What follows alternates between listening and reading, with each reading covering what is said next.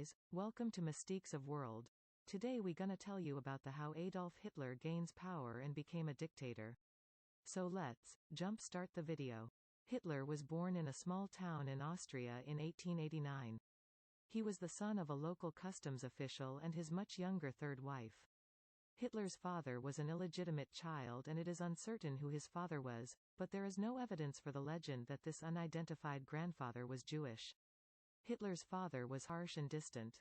He had a closer relationship with his mother, and her death from cancer when he was 17 was traumatic for him. Hitler had a normal education. As a young man, he showed no special talents.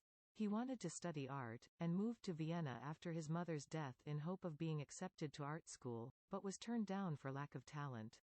After his father's retirement from the state customs service, Adolf Hitler spent most of his childhood in Linz, the capital of Upper Austria.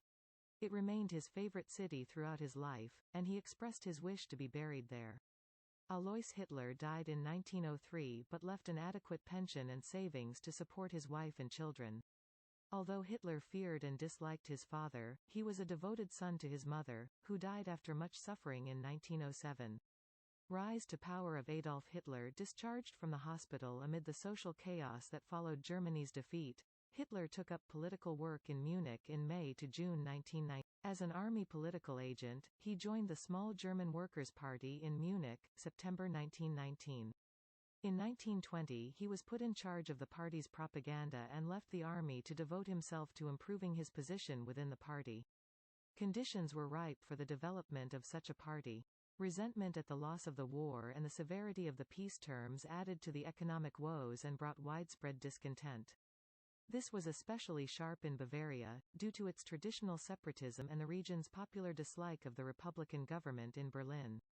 In March 1920 a coup d'état by a few army officers attempted in vain to establish a right-wing government.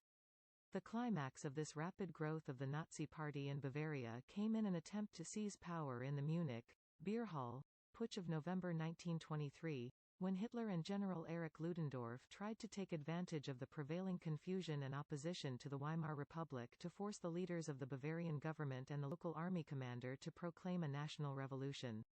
In the melee that resulted, the police and the army fired at the advancing marchers, killing a few of them. Hitler was injured, and 4 policemen were killed. Placed